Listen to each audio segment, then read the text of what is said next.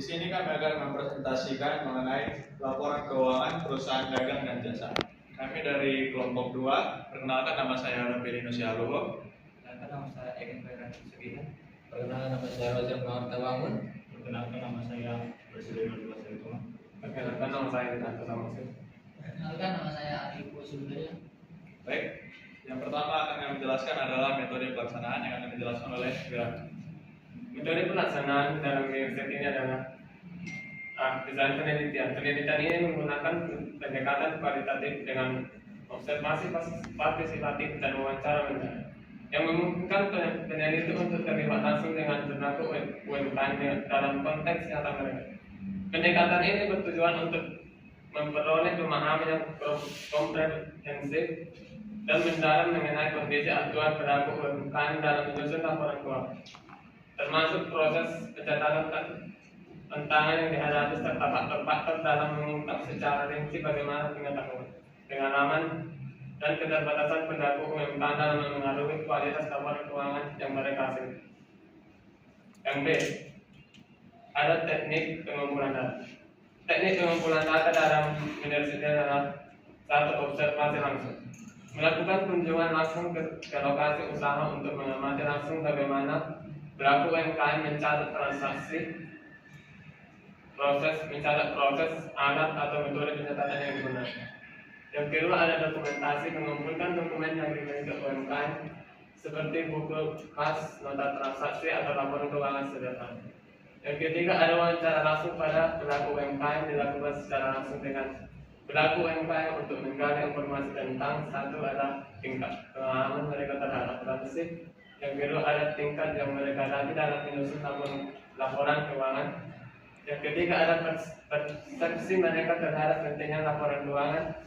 Kedua, wawancara ini mencakup pertanyaan terbuka agar responden dapat memberikan jawaban yang mendalam. Yang ketiga ada metode analisis data. Yang kesatu ada pengumpulan data awal. Data yang diperoleh dari observasi partisipatif dan wawancara dicatat dalam bentuk catatan lapangan, transkrip wawancara dan dokumentasi. Data ini menjadi dasar untuk langkah-langkah analisis selanjutnya. Yang kedua ada reduksi data. Mengorganisasi data dengan memilah informasi yang relevan sesuai dengan fokus penelitian. Menyederhanakan data tanpa menghilangkan esensi untuk memudahkan analisis, seperti mengelompokkan data berdasarkan tema, misalnya kendala penyusunan laporan keuangan, pemahaman terhadap potensi dan praktik pencatatan. Yang ketiga ada penarikan kesimpulan dan verifikasi. Menganalisis hubungan antara tema utama yang ditemukan untuk menjawab pertanyaan penelitian. Mengidentifikasi pola kategori atau tema utama yang mencerminkan kondisi nyata pelaku UMKM dalam menyusun laporan keuangan. Kesimpulan awal diverifikasi dengan mengacu pada data lapangan untuk memastikan konsistensi dan validitas. Baik, terima kasih. Selanjutnya kami akan menjelaskan hasil observasi dari 6 perusahaan dagang dan jasa. Selanjutnya ada perusahaan jasa.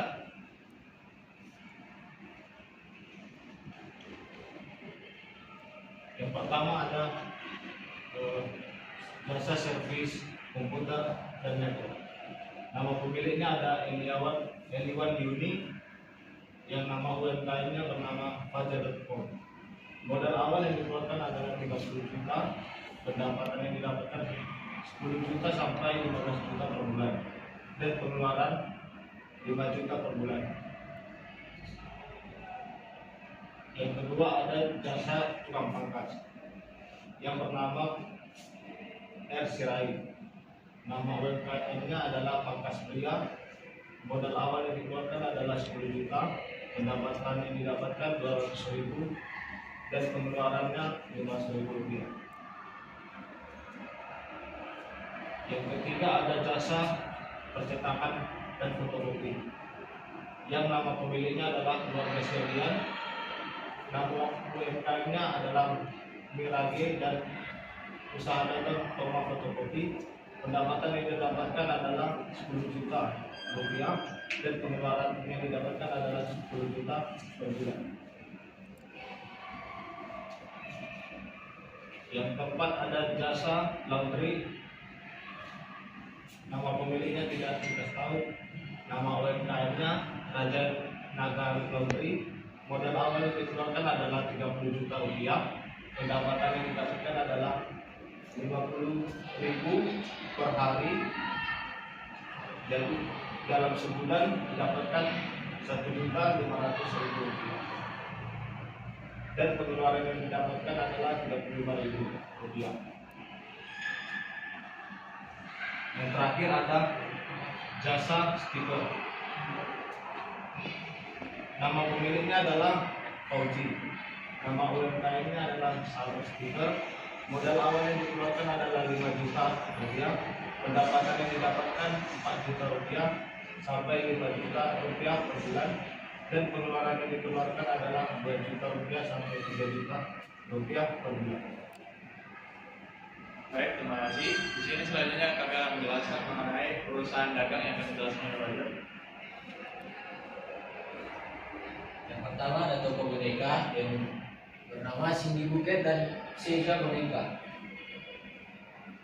Nama UMKM Cindy Buket dan Sizen Boneka. Modal awal yang dikeluarkan itu 3.430.000. Pendapatan 1.795.000. Dan pengeluaran 2.225.000. Yang kedua ada toko aksesoris yang nama pemiliknya itu Roja, nama UMKM-nya Fix Aksesoris Blok A nomor 10. Modal awalnya 8.485.000 dan pendapatannya yaitu 3.115.000 dan pengeluarannya 5.600.000. Yang ketiga ada toko sembako yang bernama Toko Putri. Modal awalnya 15.455.000 dan pendapatannya 9.887.500 rupiah. Pengeluarannya 8.350.500 rupiah. Dan yang keempat itu ada toko Berlin yang bernama pemilik itu Kamsi. Modal awalnya 55.850.000 rupiah. Pendapatannya 18.500.000 dan pengeluarannya 15.550.000. Dan yang terakhir yaitu warung sederhana yang bernamakan Tante Nina. Modal awalnya 50 juta, total pendapatannya 6.450.000 dan total pengeluarannya 111.000. Laba dan atau rugi bersihnya setara dengan 661.000. Kesimpulan yang dapat kami berikan adalah Kesimpulan yang dapat kami ambil yaitu tingkat pemahaman adaptasi di kalangan pelaku UMKM di Kota Medan masih tergolong rendah. Banyak pelaku UMKM yang belum memahami konsep dasar adaptasi seperti pencatatan transaksi dan penyusunan laporan keuangan. Kondisi ini disebabkan oleh kurangnya edukasi adaptasi serta keterbatasan akses terhadap pelatihan keuangan. Dalam praktiknya, pelaku UMKM menghadapi berbagai kendala dalam menyusun laporan keuangan. Beberapa kendala utama meliputi kurangnya sumber daya manusia yang memiliki keahlian akuntansi, minimnya pemahaman tentang standar akuntansi keuangan atau MKM,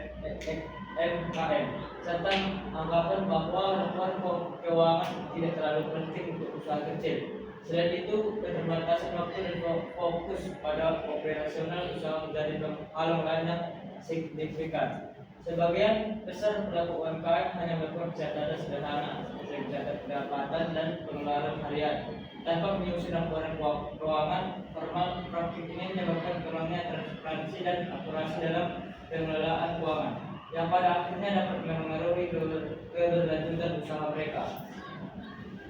baik. Selanjutnya saran yang dapat kami berikan adalah Saran yang dapat kami ambil yaitu yang pertama, penyelenggaraan pelatihan akuntansi praktis. Pemerintah atau lembaga terkait perlu mengadakan pelatihan akuntansi secara rutin dengan materi yang disesuaikan dengan kebutuhan UMKM. Pelatihan ini dapat mencakup pencatatan transaksi sederhana, penggunaan SAP EMKM, dan penyusunan laporan keuangan yang relevan untuk usaha kecil. Yang kedua, pendampingan dalam penyusunan laporan keuangan. Dibutuhkan program pendamping khusus bagi UMKM untuk membantu mereka menyusun laporan keuangan yang sesuai dengan standar. Pendampingan ini dapat dilakukan melalui kerjasama dengan perguruan tinggi, lembaga akuntansi, atau komunitas bisnis lokal. Dan yang ketiga, pengembangan aplikasi keuangan sederhana. Penggunaan teknologi berbasis aplikasi keuangan yang mudah digunakan dan terjangkau dapat membantu UMKM dalam mencatat transaksi dan menyusun laporan keuangan. Sosialisasi dan pelatihan pengguna aplikasi tersebut juga perlu dilakukan untuk memaksimalkan manfaatnya. Baik, proyek yang dapat kami berikan itu dalam bentuk laporan keuangan beserta jurnal.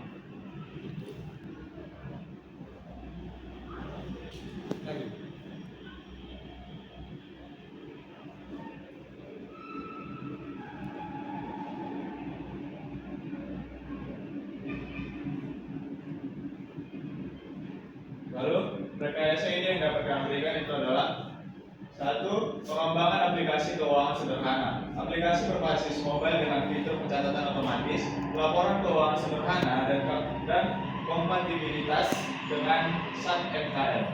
Pelatihan intensif untuk mengajarkan penggunaan aplikasi tersebut. Yang kedua, program edukasi akuntansi praktis untuk UMKM menyelenggarakan pelatihan modular yang mencakup pencatatan transaksi harian dan penyusunan laporan laba rugi. Selanjutnya, pengenalan standar akuntansi keuangan MKM dan pendampingan UMKM melalui kerjasama institusi melibatkan mahasiswa akuntansi sebagai mentor UMKM dalam program pendampingan untuk penyusunan laporan keuangan. Mengintegrasikan program ini dengan mata kuliah atau kerja praktik di universitas. Selanjutnya, penyediaan dana intensif untuk perilaku UMKM yang aktif dalam literasi keuangan.